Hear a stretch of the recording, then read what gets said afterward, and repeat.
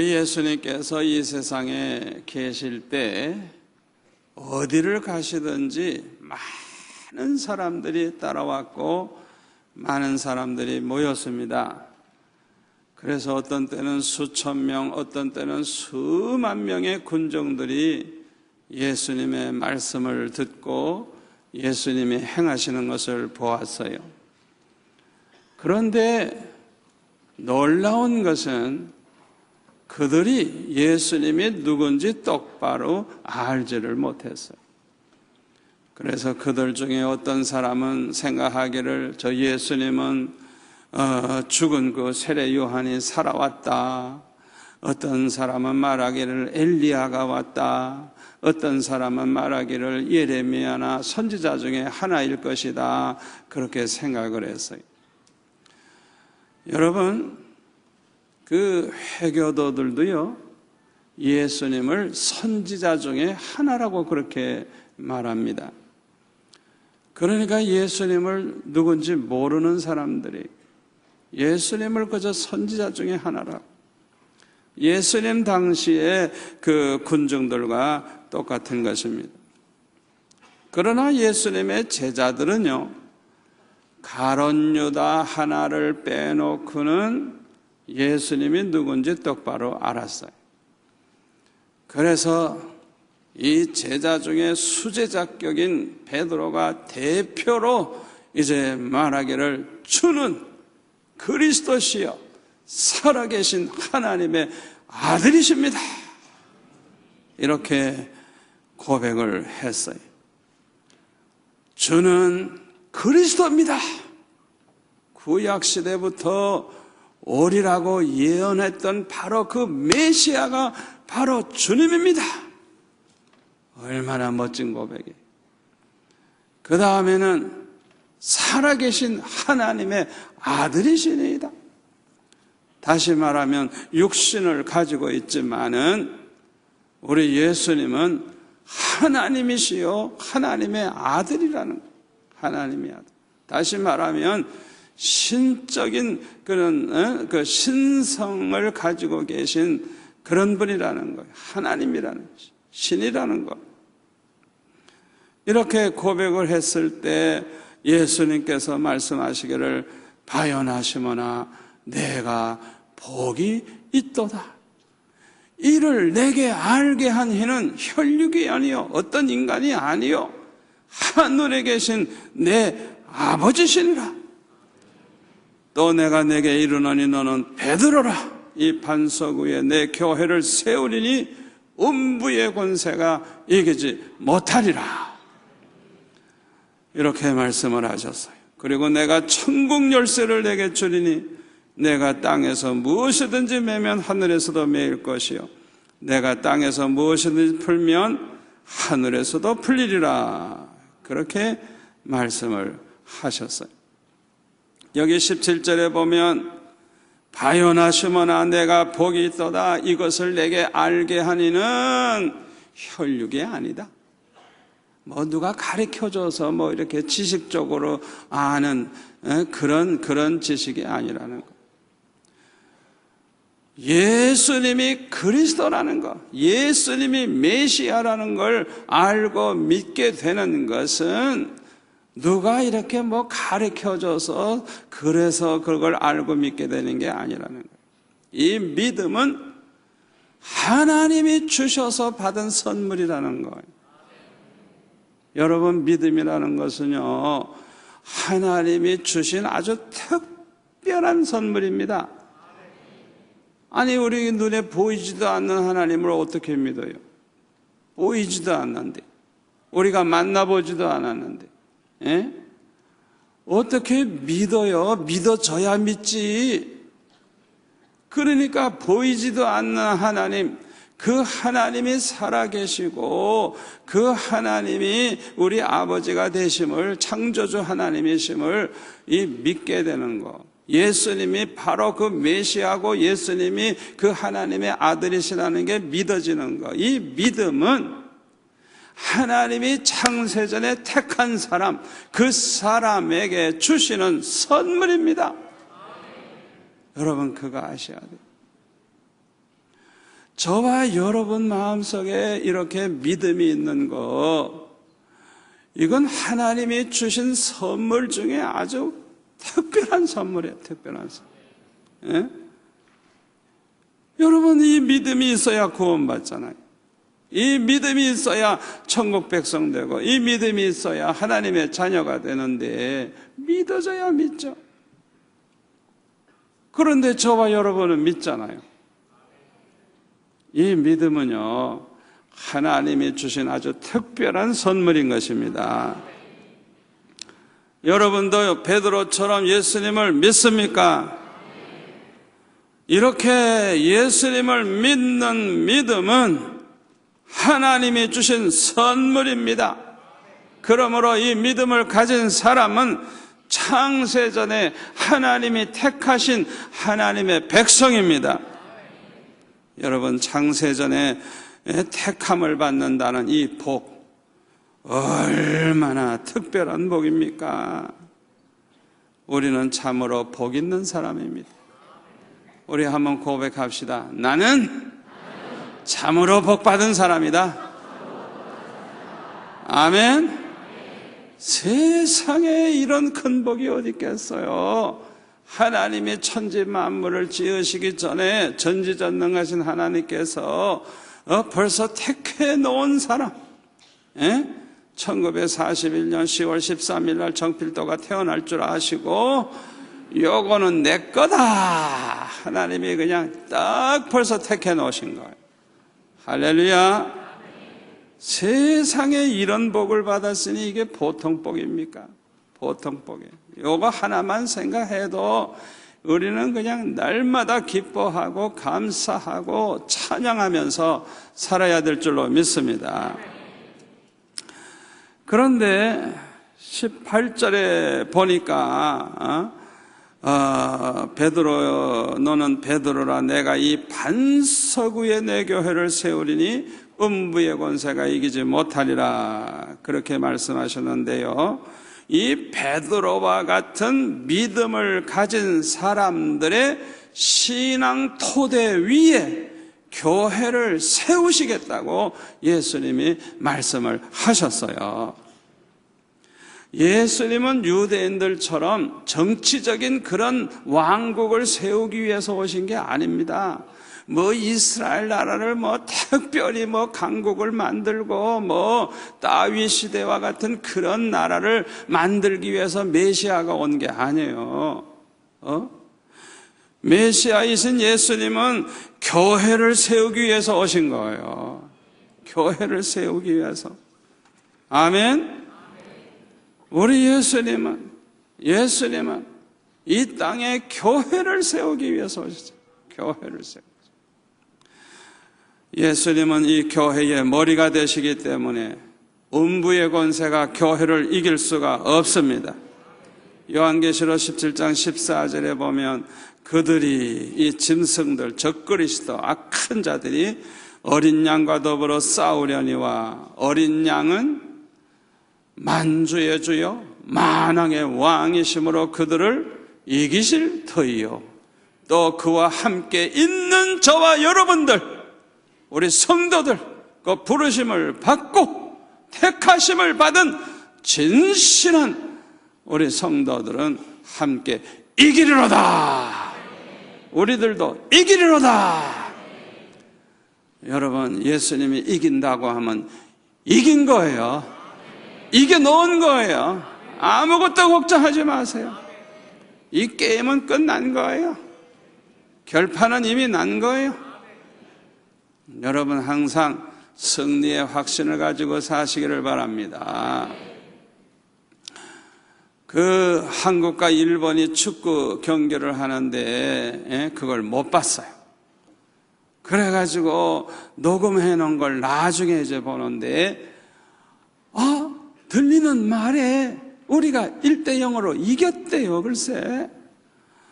그런데도 이제 보고 싶어서 보는데 왜 그렇게 일본 팀이 잘하는지 펄펄 날라 그냥. 그리고 그냥 한국 팀은 왜 그렇게 못하는지 걱정이 태산 같아요.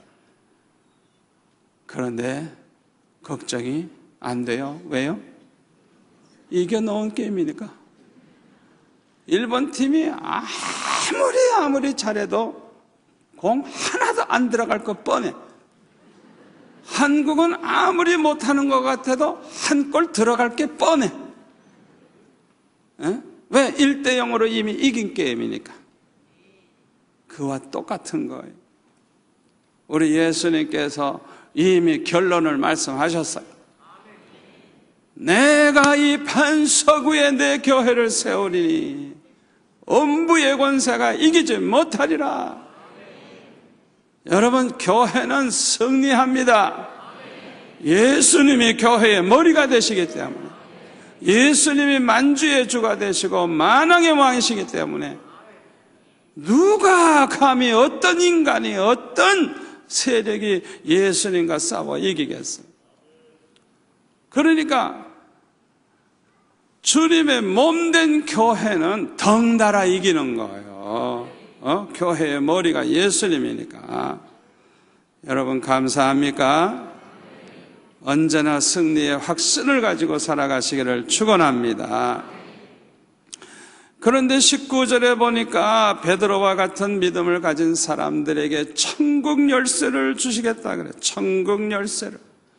여기 열쇠를 준다는 이 말은 고난을 위임하는 걸 말해요. 이 열쇠를 가진 사람이 열 수도 있고 닫을 수도 있잖아요. 그렇죠? 열쇠를 가지고 있으니까 내가 문을 열 수도 있고 닫을 수도 있는 거예요. 그 고난을 위임한 거예요. 고난을 위임한 거예요. 다시 말하면 베드로와 같은 이런 믿음을 가진 사람들은 천국에 들어갈 수 있는 고난을 갖게 되는 것입니다. 그래서 예수님이 그리스도시요 살아계신 하나님의 아들이심을 믿는 사람은 언제 죽어도 걱정할 필요가 없어요.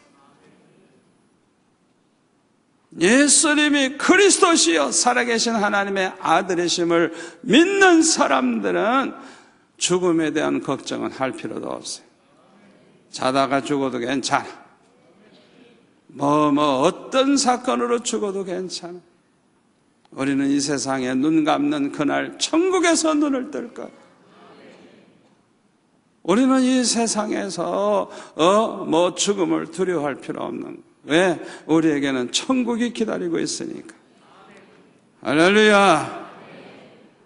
요한복음 1장 9절에 보면은 참빛 그 세상에 와서 각 사람에게 비추는 빛이 있었나니 그가 세상에게 오셨으며 세상은 그로 말미암아 지은 바 되었으되 세상이 그를 알지 못하였고 자기 땅에 오매 자기 백성이 영접하지 아니하였으나 영접하는 자 곧 그 이름을 믿는 자들에게는 뭐가 되는?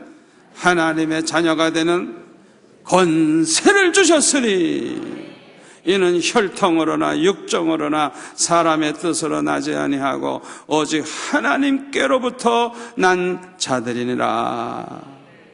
여러분, 옛날에 왕의 권세가 얼마나 큰 줄 압니까?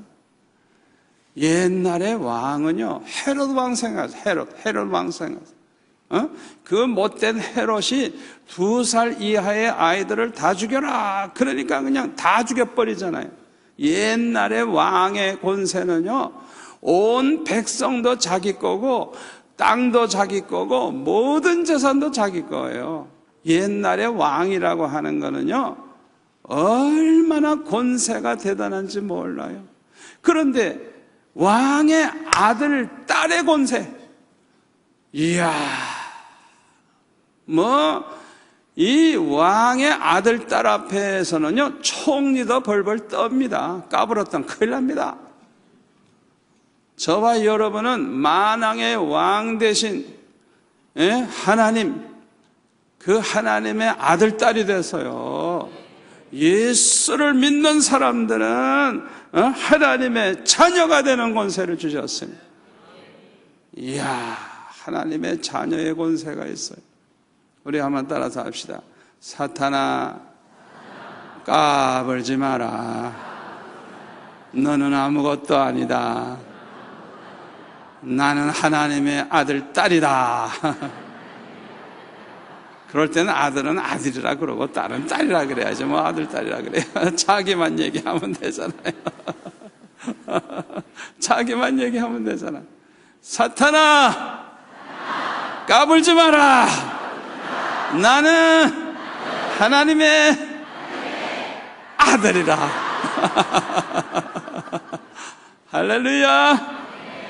대단한 권세를 가지고 있는 거예요. 그런데 우리가 이런 하나님의 자녀의 권세를 가지고 있는데 말이죠. 우리가 그냥 괜히 사람 두려워하고, 세상 두려워하고, 먹고 살 거 걱정하고, 아이고, 세상에. 하나님이 보실 때 얼마나 한심하겠어요. 얼마나 한심하겠어요. 공중에 나는 참새도 먹이시는 하나님이 사랑하는 자녀들을 먹이시지 않겠느냐? 돌보시지 않겠느냐? 할렐루야. 그러니까 그런 먹고 사는 것 걱정하는 거는 이방인들이나 하는 것이라. 하나님 모르는 사람, 지옥 갈 사람이나 그런 걱정하는 것이지, 구원받은 하나님의 자녀는 그런 거 걱정할 필요 없다는 거예요. 하나님의 구원받은 자녀는 하나님이 책임져 주십니다. 여러분 당당하게 기도하세요. 당당하게 기도하세요. 여러분이 정말 예수 믿는 사람이라면 구원받은 하나님의 자녀니까 하나님 앞에 당당히 구하세요. 당당히 구하세요.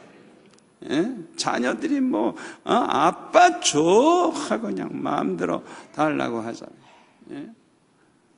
저와 여러분은요, 너무 좋으신 아버지 하나님을 믿고 있기 때문에 그 아버지 하나님은 달라기도 전에 우리에게 있어야 할 걸 아시고 다 주시겠다 그랬어요. 우리가 이렇게 저렇게 해달라고 하지 않아도 천지 만물을 미리 다 만들어 주셨잖아요. 아멘. 우리를 위해서 항상 모든 걸 준비해 놓고 계시는 좋은 아버지십니다. 얼마나 감사해요. 얼마나 감사해요. 그런데 마태복음 16장 21절에 보면 예수님은 제자들에게 이 말씀을 하시고 나서 십자가에 못 박혀 죽으실 것을 말씀하셨어요. 21절을 우리 한번 같이 읽을까요? 이때로부터 예수 그리스도께서 자기가 예루살렘에 올라가 장로들과 대제사장들과 서기관들에게 많은 고난을 받고 죽임을 당하고 제3일에 살아나야 할 것을 제자들에게 비로소 나타내시니. 예수님께서 고난을 받으시고 십자가에 못 박혀 죽으실 것을 말씀을 하셨어요. 그런데 3일 만에 내가 다시 살아나야 할 것이다, 그렇게 말씀을 하셨어요. 그러니까 예수님은 이제 곧 죽으실 거라는 거예요. 십자가에 못 박혀 죽으실 거라는 거예요. 그러나 3일 만에 부활한다는 거예요. 그뿐만 아니라 27절, 28절에 보면은 인자가 아버지의 영광으로 그 천사들과 함께 오리니 그때에 각 사람이 행한 대로 갚으리라. 만왕의 왕으로 영광 중에 심판주로 오셔서 우리 주님께서 심판하시고 우리 성도들에게는 상을 주신다는 거예요. 28절, 진실로 너에게 이르노니 여기 서 있는 사람 중에 죽기 전에 인자가 그 왕권을 가지고 오는 것을 볼 자도 있느니라. 만왕의 왕으로 영광 중에 오실 것을 보리라는 거예요. 참 중요한 말씀이에요. 예수님은요, 유대인들의 생각처럼 이스라엘의 정치적인 회복을 가져오고 이스라엘을 굉장한 그런 나라로 왕국으로 세우기 위해 오신 메시아가 아니라는 거예요. 예수님은 그들의 백성을 그들의 죄에서 구원하기 위해서 오신 메시아라는 거예요. 아멘. 그래서 이 구원받은 사람들을 통해서 이렇게 모아가지고 교회가 이제 세워지게 되는 것이죠. 죄는 모든 저주의 원인입니다. 여러분들이 예수를 믿는다고 해도요, 구원받았지만은 여러분 죄 짓지 마세요. 죄 짓지 마세요. 여러분 죄 가운데 살면요 되는 일이 없어요. 죄 가운데 살면요 고달파집니다. 죄 가운데 살면요 마음의 지옥이 이루어집니다. 죄 가운데 살면 우리 주님이 슬퍼하십니다. 죄 가운데 살면 우리 안에 계신 성령이 슬퍼하세요. 여러분 그거 아셔야 돼요. 우리 안에, 우리 마음 안에 성령이 계시는데 그 성령이 기뻐하셔야 우리는 기쁨이 넘치게 되는 거예요. 예수 믿는 사람은 그 안에 하나님의 성령이 계시기 때문에 그 성령을 기쁘게 해드려야 비로소 기쁨이 넘치게 되는 거예요. 자기 마음속에 계신 성령이 슬퍼하는데 어떻게 우리 예수 믿는 사람이 기쁨으로 살 수가 있어요? 절대 안 되는 거예요. 예수 안 믿는 사람은 몰라도요, 예수 믿는 사람은 절대 안 되는 거예요. 여러분 꼭 명심하세요. 성경에 보니까 죄가 모든 저주의 원인, 모든 저주의 원인. 결국에는 이 저주가 죄로부터 왔는데 늙고 병들고 죽는 것도 선악과 따먹고 나서 온 거예요. 지옥 형벌을 받게 된 것도 선악과 따먹고 나서 온 거예요.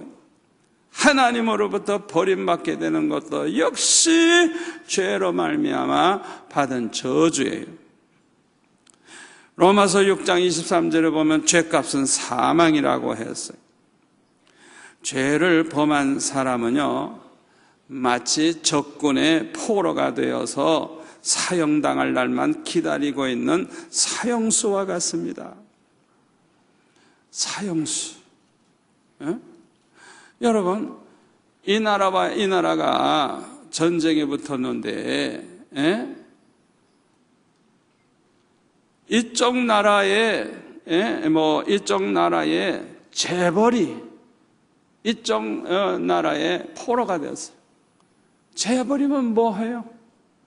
이쪽 나라에서 볼 땐 원수 나라니까 재벌이라도 이제 사형시키지 않겠어요? 장관이면 뭐해요?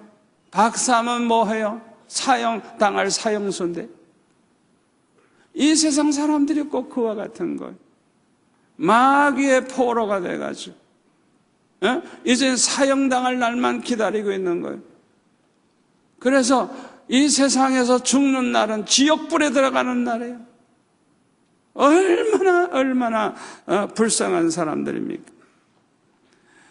여러분 사형수는 모든 게 끝난 사람이에요. 끝난 사람이에요. 죽는 즉시 이제 지옥 형벌을 받게 되는 거예요. 영원한 지옥불에 들어가게 되는 거예요. 세상에 이보다 더 큰 저주가 어디 있어요? 혹시 예수 안 믿는 사람 이 설교 TV로 보고 있다고 하면 빨리 예수 믿으시기를 바랍니다. 그런데 예수님께서 자기 백성을 그들의 죄에서 구원하기 위해서 이 세상에 오신 것입니다.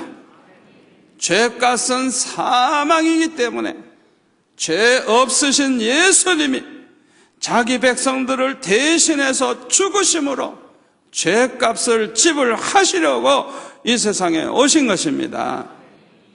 그래서 사도 바울은 고린도 교회의 성도들에게 이렇게 말했어요. 고린도전서 6장 19절에 보면 너의 몸은 너희가 하나님께로부터 받은 바 너희 가운데 계신 성령의 전인 줄 알지 못하느냐. 같이 읽습니다. 너희는 너희 자신의 것이 아니라 값으로 산 것이 되었으니 그런즉 너희 몸으로 하나님께 영광을 돌리라. 아멘. 너희는 너의 자신의 것이 아니다. 왜? 예수님께서 십자가에 못 박혀 죽으심으로 죄값을 지불하고 너희들을 샀다. 그러니까 너의 몸은 너의 게 아니다. 너의 거는 주님의 것이고 하나님의 것이기 때문에 너희들은 그 몸으로 하나님께 영광을 돌려라. 로마서 14장 8절에 보면은 사도 바울은 또 이렇게 말하죠. 조금 전에 우리 찬송 불렀죠. 같이 읽습니다. 우리가 살아도 주를 위해 살고 죽어도 주를 위해 죽나니 그러므로 사나 죽으나 우리가 주의 것이로다. 아멘. 우리는 주님의 것이에요. 내 생명도 주님의 것이에요. 내 몸도 주님의 것이에요. 내게 아니에요. 주님의 것이에요. 그러므로 살아도 주님을 위해서 살고 죽어도 주님을 위해서 죽어야 될 줄 믿습니다. 예수님이 이렇게 십자가 지심으로 우리의 모든 죄를 대속해 주시고 우리의 모든 저주를 다 속량해 주셨어요. 그래서 갈라디아서 3장 13절에 보면 그리스도께서 우리를 위하여 저주를 받은 바 되사 율법의 저주에서 우리를 속량하셨으니 기록된 바 나무에 달린 자마다 저 안에 있는 자라 하였음이라. 이는 그리스도 예수 안에서 아브라함의 복이 이방인에게 미치게 하고 또 우리로 하여금 믿음으로 말미암아 성령의 약속을 받게 하려 함이라. 아멘. 나무에 매달려 죽은 자마다 저주 아래 있는 자라고. 예수님이 십자가에 못 박혀 죽으신 것은 저주 가운데 죽은 거예요. 예수님은 저주받을 일이 없어요. 그런데 우리의 저주를 속량하기 위해서 대신 저주를 받으시고 우리가 죽어야 되는데 예수님이 대신 죽어주신 거예요. 그래서 우리의 죄를 다 대속해 주시고 우리의 저주를 대신 다 예수님이 속량해 주신 거예요. 할렐루야. 우리 주님께 감사의 박수 한번 올립시다. 얼마나 감사, 얼마나 감사. 할렐루야. 예수님을 믿는 사람들은 누구든지 어떤 과거를 가지고 있든지 누구든지 죄사함을 받게 되고 모든 저주를 속량받게 됩니다. 아멘. 예수님의 십자가 공로로, 예수님의 십자가 공로로 모든 죄를 해결하고 모든 저주에서 해방되고. 할렐루야. 우리가 왜 예수님의 십자가를 그렇게 좋아하고 왜 그렇게 교회마다 십자가를 높이 답니까? 십자가 때문에, 예수님의 십자가 때문에 우리가 죄 문제 해결했고 예수님의 십자가 때문에 우리는 저주에서 속량받았어요. 여러분, 여기에 대한 확신을 가지시기 바랍니다. 우리 한번 따라서 할까요? 예수님의 십자가 때문에 내 모든 죄는 사함 받았다. 내 모든 저주는 속량 받았다. 나에게는 저주가 없다. 할렐루야. 여러분들이 여기에 대한 확신을 가지고 사세요. 그리고요, 아브라함처럼 이렇게 하나님을 믿고 그리스도를 믿는 사람은 아브라함의 자손이라 그랬고 아브라함에게 약속하신 그 유업을 이어받을 자라 그랬어요. 그러니까 저와 여러분 머릿속에 항상 상상을 하세요. 아브라함을 생각하면서 나도 아브라함과 같이 하나님의 사랑받고, 아브라함과 같이 하나님이 나와 함께 해주시고, 아브라함과 같이 내가 창대해지고, 아브라함과 같이 잘되고, 아브라함과 같이 나부터 시작해서 내 자손들이 잘되고 잘되고 잘되고 잘돼가지고 아주 그냥 창대해지고 아주 그냥 하나님의 축복받을 거를 상상하면서 살아가시기를 바랍니다. 자꾸만 세상만 바라보고 그냥 허덕이면서 그냥 뭐 왜 이렇게 안 되나, 왜 이렇게 고생이냐, 뭐 그렇게 살지 마세요. 생각을 바꾸세요. 생각을 바꾸세요. 여러분의 얼굴이 달라져야 돼요. 이 믿음을 가진 사람은 얼굴만 봐도 알아요. 우리가 보통 사람인 줄 압니까? 보통 사람? 보통 사람이 아니에요. 만왕의 왕 되시고 만주의 주가 되시는 하나님의 자녀입니다. 보통 사람들이 아니에요.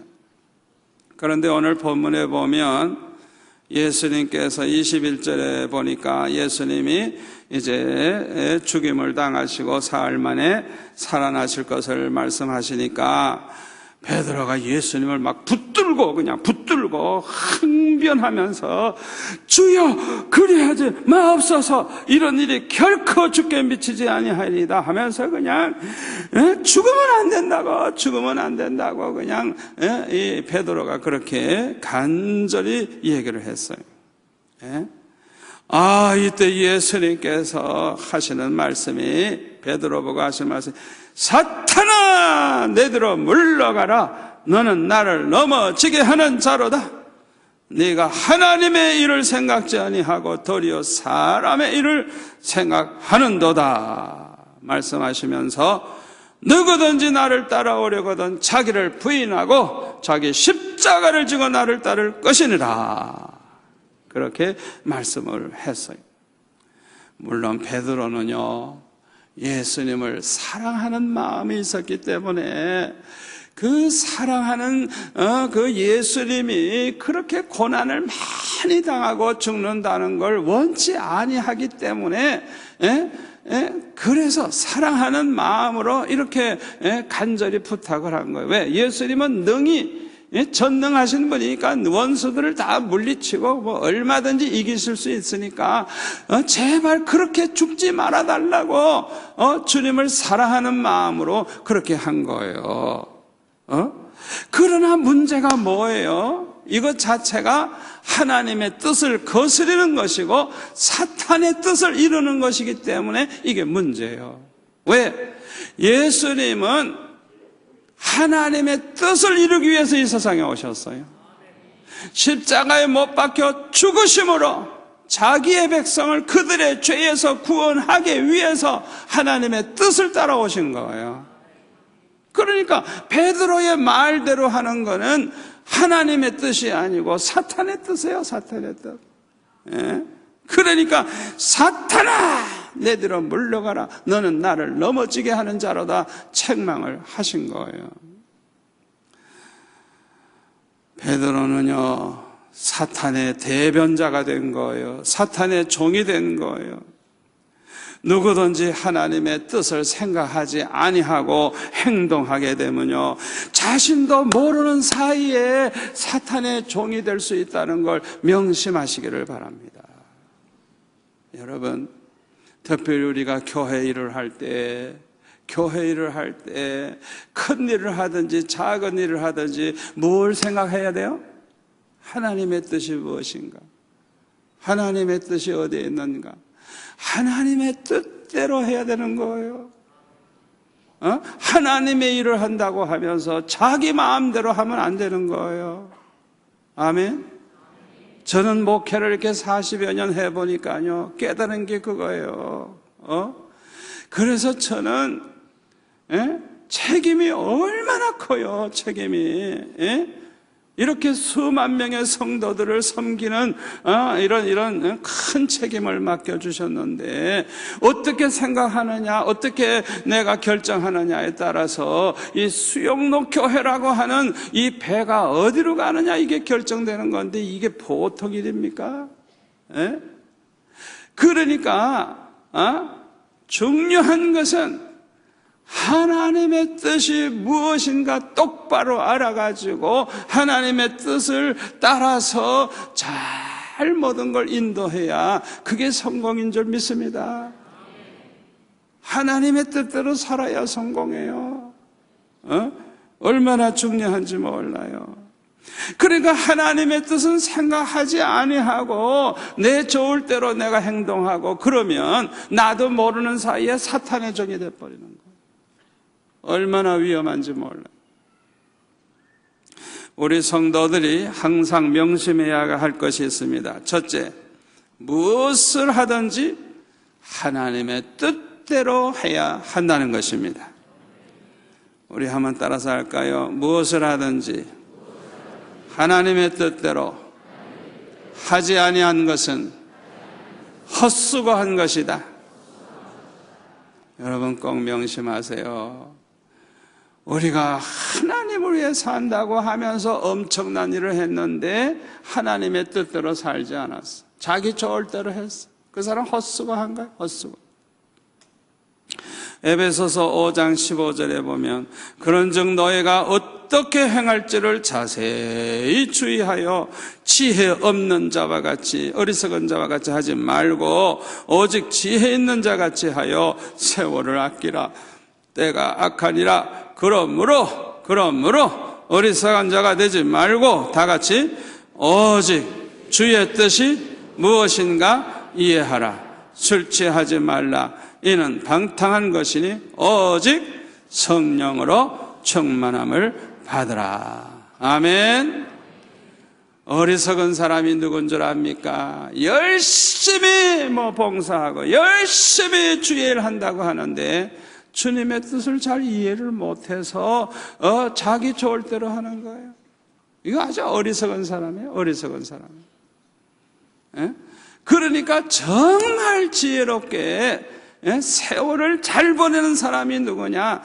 뭘 하든지 하나님의 뜻을 똑바로 이해하고 하나님의 뜻을 따라 사는 사람이 제일 지혜로운 사람이에요. 이거 얼마나 중요한 말씀인지 몰라요. 우리 하나님은 완전하신 하나님입니다. 지혜도 완전하시고 지식도 완전하시고 능력도 완전하시고 생각도 완전하시고 말씀도 완전하시고 하나님의 약속도 완전하시고 인격도 완전하시고 행하심도 완전하시고 모든 게 완전하신 분이에요. 계획도 완전하신 분이에요. 그러므로 하나님의 뜻도 완전합니다. 여러분 그거 믿습니까? 하나님의 뜻이 가장 좋은 거예요. 가장 완전한 거예요. 그렇기 때문에 이 사실을 믿는 사람은 누구나 하나님의 뜻을 똑바로 알려고 하고 하나님의 뜻대로만 살려고 하는 것입니다. 기도할 때도요, 자기 생각대로 하나님이 이루어달라고 안 해요. 아버지, 하나님의 뜻대로 하옵소서. 하나님의 뜻대로 하옵소서. 나는 하나님의 뜻대로 이루어지는 게 소원입니다. 하나님의 뜻대로 하옵소서.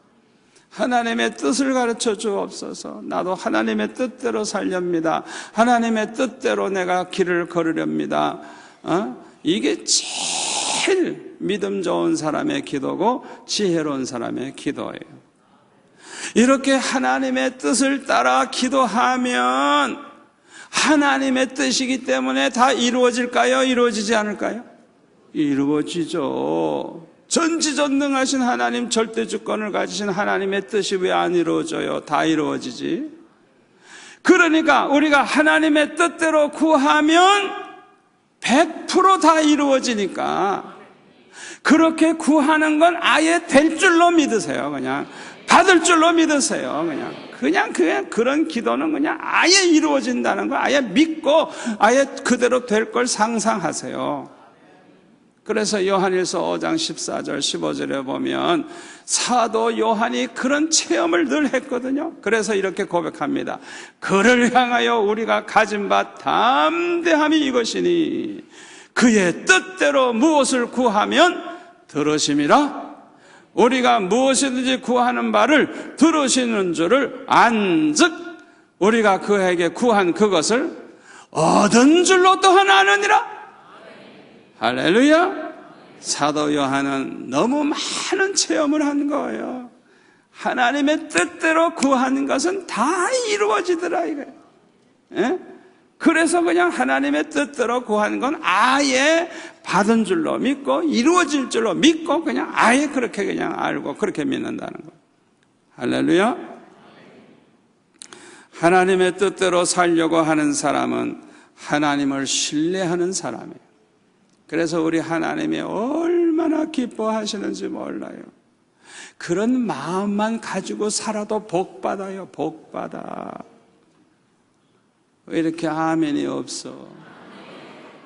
하나님의 뜻대로 살려고 하는 사람은 하나님을 신뢰하고 있는 사람이에요. 하나님의 뜻이 가장 복되고 가장 완전하고 가장 귀하다는 걸 알고 그 하나님을 신뢰하는 사람이에요. 아멘. 그렇기 때문에 하나님의 뜻대로만 살려고 하는 사람은 하나님이 얼마나 기뻐하시는지 그런 마음을 가지고 있는 그것만 보시고도 그냥 복을 주시는 거예요. 하나님의 뜻대로 살려고 하는 그 마음. 저는 그런 마음 가져가지고 수지 맞은 사람이에요. 생각해보면 내가 하나님 뜻대로 살지 못한 게 많을 거예요. 내가 깨닫지 못해서 그렇지. 하나님이 얼마나 자비하신지 봐주시는 거예요. 다만 내 중심을 보시는 거예요. 내 중심은 하나님 뜻 거스리는 거 원치 않아요. 나는 정말 하나님 뜻대로 사는 게 내 소원이에요. 그걸 우리 하나님이 아시잖아요. 그걸 너무 예쁘게 보시는 거예요. 예? 하나님의 뜻대로 살려고 그러고 이렇게 목회를 해도 내가 뭐 서울 사람이니까 서울 가서 뭐 몇만 명 되는 교회를 만들어 보자 이런 꿈을 꾸고 이런 생각을 하는 거 한 번도 해본 적 없어요. 예? 나는 어디로 가든지 좋사오니 말씀만 하옵소서. 아프리카로 가라 그래도 난 가겠습니다. 소록도로 가라 그래도 가겠습니다. 울릉도로 가라 그래도 난 가겠습니다. 말씀만 하옵소서. 난 하나님의 뜻대로 사는 게 소원입니다. 그렇게 기도했다고요. 내 마음 중심을 하나님이 아시잖아요. 하나님의 뜻대로 살고 싶어하는 그 마음. 그러니까 우리 하나님께서 말씀을 딱 해주셔가지고 엉뚱하게 말이지 부산에서 개척하라고 말씀을 하셔가지고 개척하기 싫은데 개척하라. 그것도 부산에서. 나는 서울 토백인데 부산에서 개척하라고. 순종을 하니까 하나님의 뜻을 알고 순종하니까 그냥 뭐 예배당도 지어주지 그냥 뭐 입당해가지고 예배 드리는 날 한 170명인가 나왔지 그냥 500석이 그냥 금방 차지. 그 다음에 몇 년 후에 2부 예배 드리고 3부 예배 드리고 4부 예배 드리고 5부 예배 드리고 그냥 주님이 그냥 다 주님이 하시는 거죠. 이렇게 얘기를 해도 못 알아듣는 사람이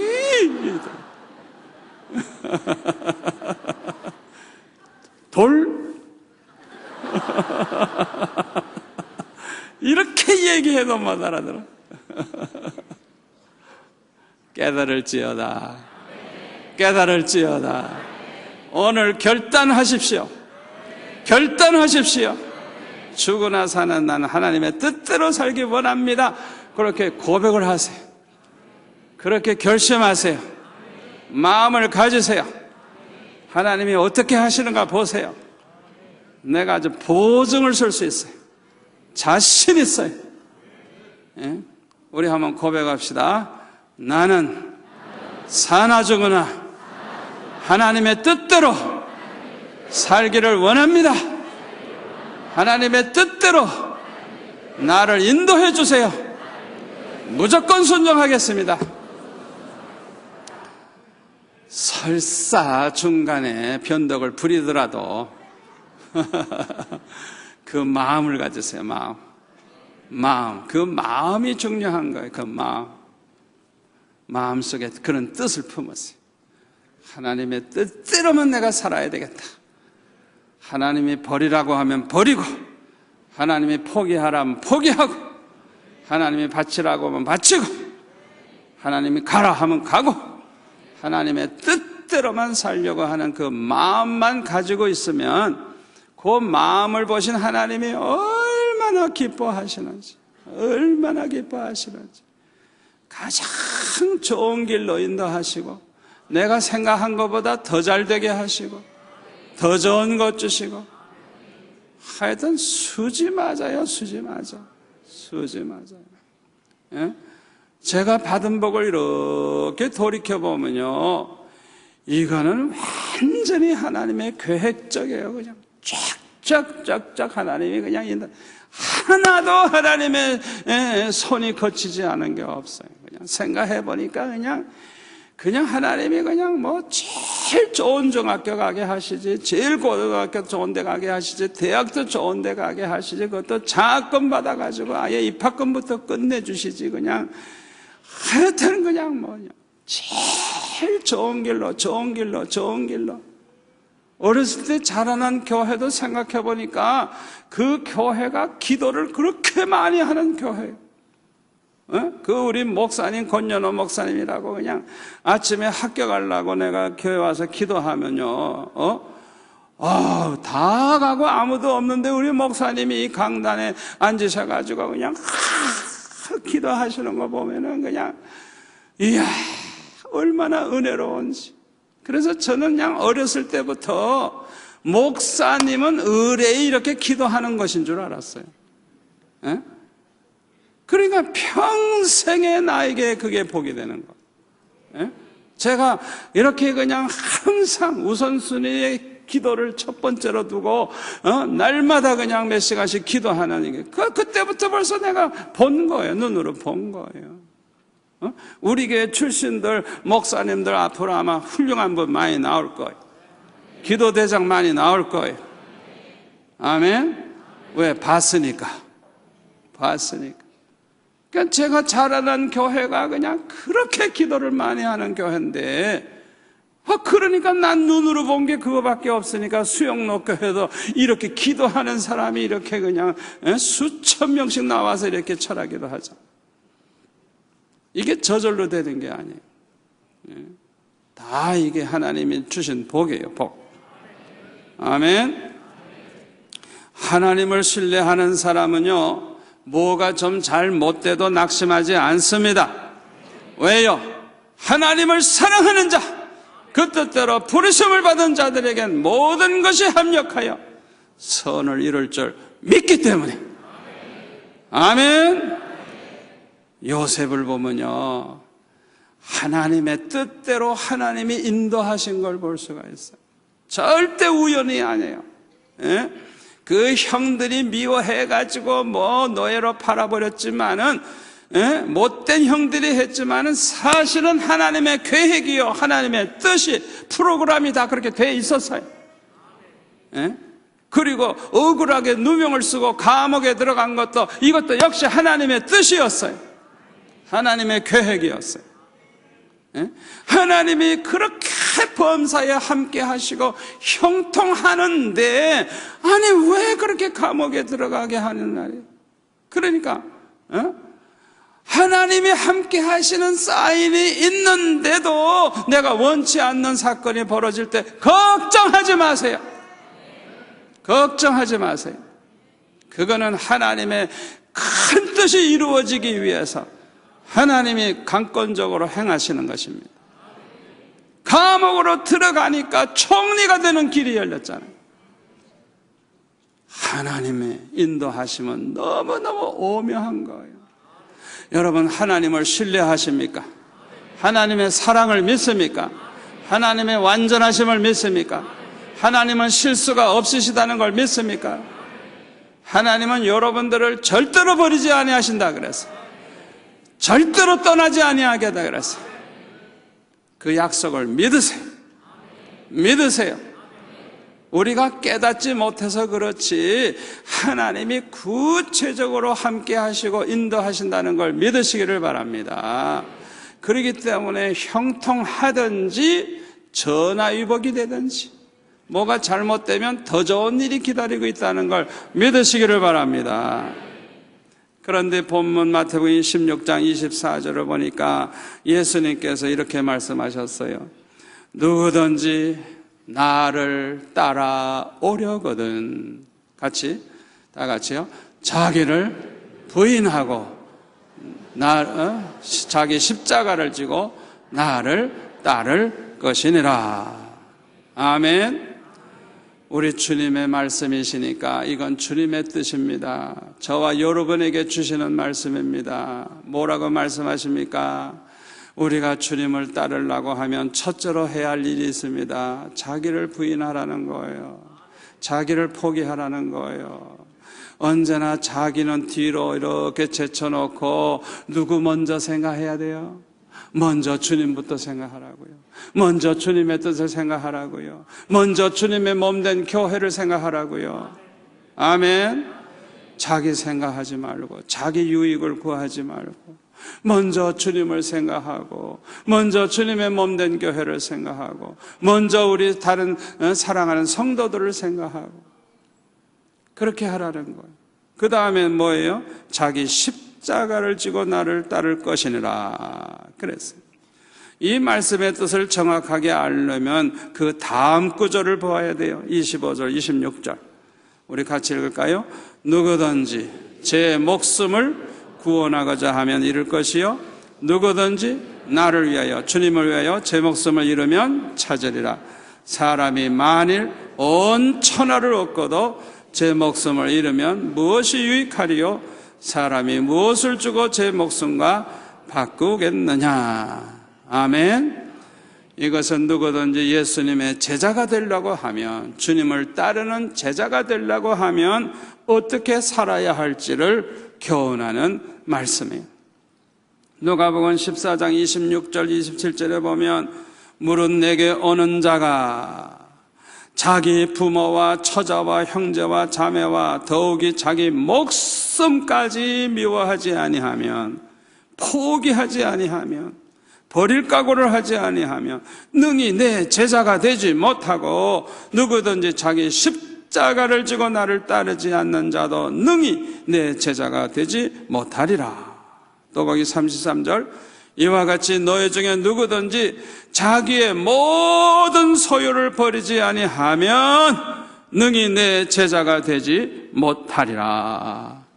아멘. 이거는 모든 재산 다 버리고 거지같이 살라는 게 아니에요. 주님의 것인 줄 알고, 주님의 것인 줄 알고, 내 것이 아니고 주님의 것인 줄 알고 살면 돼야 돼요. 아멘. 내 집도 주님의 것이고, 내 재산도 주님의 것이고, 내 자녀도 주님의 것이고, 다 주님의 것으로 알고 살아야 되는 거예요.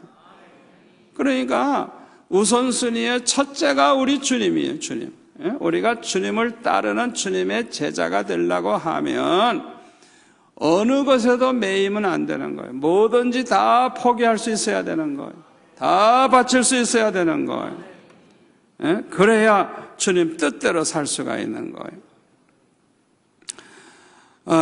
그리고 자기 십자가를 지고 나를 따르라, 그렇게 말씀하셨는데요. 베드로전서 2장 20절에 보면 죄가 있어 매를 맞고 참으면 무슨 칭찬이 있으리요. 그러나 선을 행함으로 고난을 받고 참으면 이는 하나님 앞에 아름다우니라. 이를 위하여 너희가 부르심을 받았으니, 이를 위하여, 이를 위하여 부르심을 받았다는 거예요. 그리스도도 너희를 위하여 고난을 받으사, 얼마나 선한 일입니까? 너희를 위하여 고난을 받으사 너희에게 본을 끼쳐, 그 다음에 같이 합시다. 그 자취를 따라오게 하려 하셨느니라. 아멘. 여기 선을 행함으로 고난을 받고 참으면 하나님의 뜻을 이루기 위해서, 우리를 구원하기 위해서 예수님이 십자가의 고난을 받으신 것처럼 우리도 하나님의 뜻을 이루기 위해서 십자가를 지라는 거예요. 고난을 받으라는 거예요. 우리도 그렇게 살게 하기 위해서 우리를 부르셨다는 거예요. 그리고 예수님이 본을 보여주셨다는 거예요. 본을 보여주셔서 우리도 예수님처럼 그 자취를 따라오게 하기 위해서 우리를 부르셨다는 거예요. 할렐루야. 자, 그러면 하나님의 뜻은 무엇일까요? 선한 일 중에 가장 선한 일은 하나님의 뜻대로 사는 것입니다. 표준을 그렇게 생각해야 돼요. 내 마음대로 남 구제하고 어쩌고 이게 다 그렇게 생각할 수 있는데 그것도 선한 일이지만은, 가장 중요한 선한 뜻은 뭐냐? 선한 행위는 하나님의 뜻을 따라 사는 거. 얼마나 중요한지 몰라요. 우리 예수님은 하나님의 뜻을 따라서 우리를 구원하기 위해서 이 세상에 오셔서 십자가에 못 박혀 죽으셨어요. 그러니까 우리도 선한 일을 위해서 선을 행함으로 고난을 받는 자가 되어야 됩니다. 하나님의 뜻을 이루기 위해서. 자, 그러면 하나님의 뜻이 무엇인가? 두 가지만 찾아보겠어요. 첫째로는 우리가 거룩하게 사는 게 하나님의 뜻입니다. 데살로니가전서 4장 3절 같이 읽겠습니다. 하나님의 뜻은 이것이니 너희의 거룩함이라. 곧 음란을 버리고 각각 거룩함과 존귀함으로 자기 안에 대할 줄을 알고 하나님을 모르는 이방인과 같이 세욕을 따르지 말고 이 일에 분수를 넘어서 형제를 해하지 말라. 이는 우리가 너에게 미리 말하고 증언한 것과 같이 이 모든 일에 주께서 신원하여 주심이라. 하나님이 우리를 부르심은 부정하게 하심이 아니요 거룩하게 하심이니 그러므로 저버리는 자는 사람을 저버림이 아니요 너희에게 그의 성령을 주신 하나님을 저버리는 것이니라. 아멘.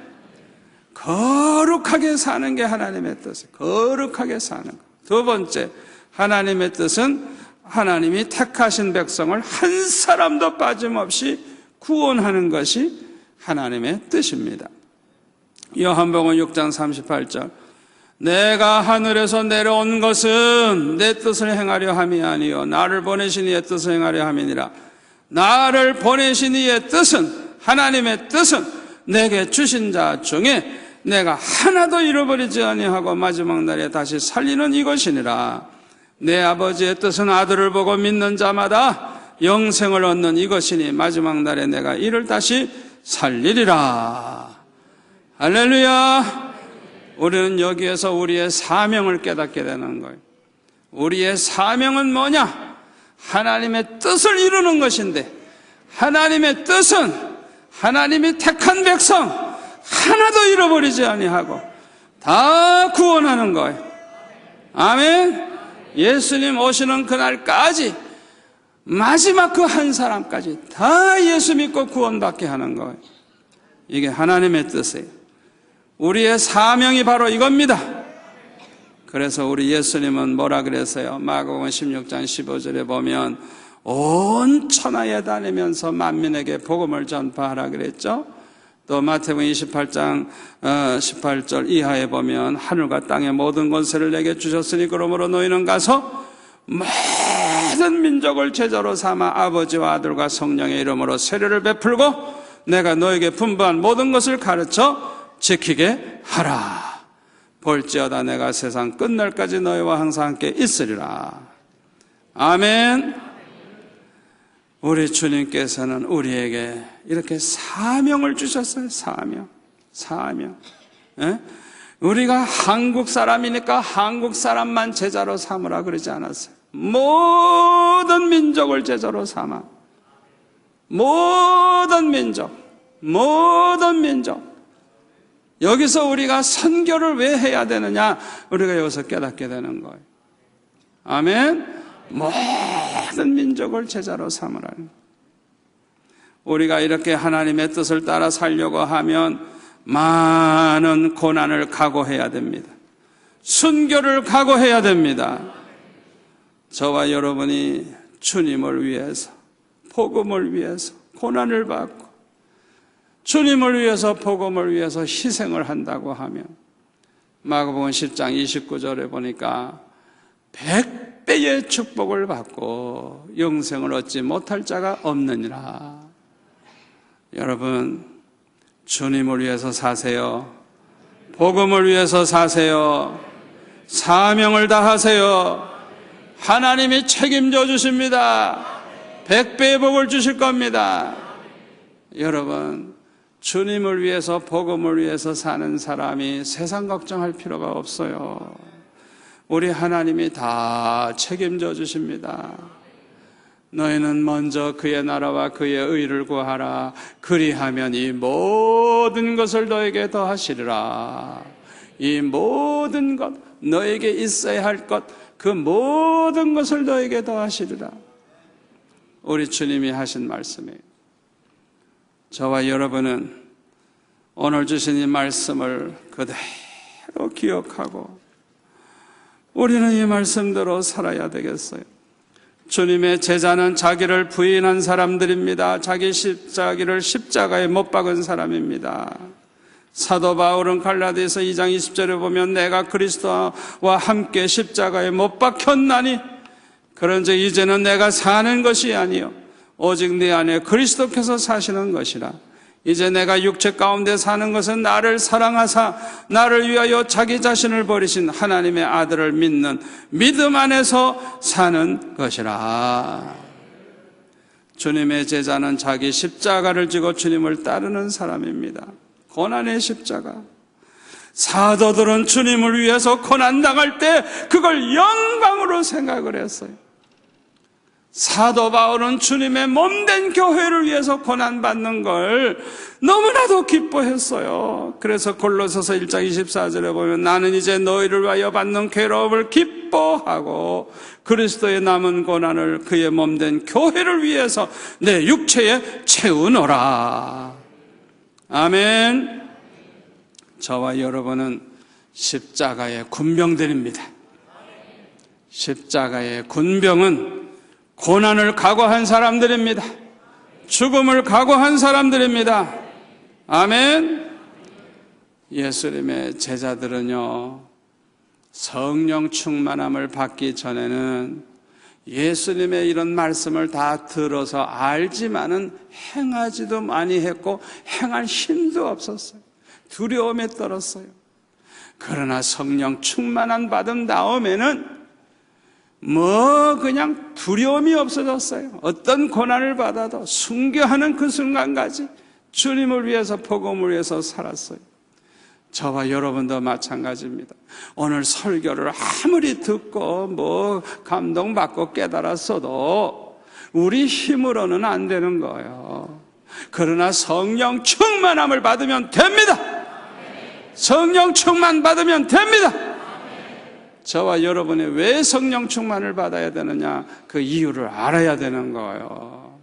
이 머리로만 아는 지식적인 이 믿음이 이게 문제라고요. 많이 할수록 교만하기만 해. 예?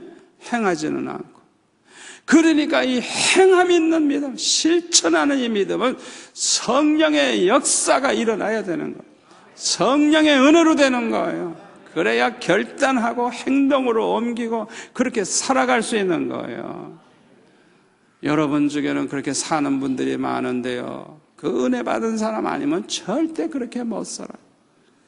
성령이 함께 하시는 분들이, 성령이 역사하시는 분들이, 그러니까 그렇게 헌신적으로 살지. 오늘 밤 저와 여러분 모두가 다 성령 충만함을 받아서 자신을 부인하고 십자가를 지고 주님을 따르는 성도들이 되시기를 축원합니다. 축원합니다.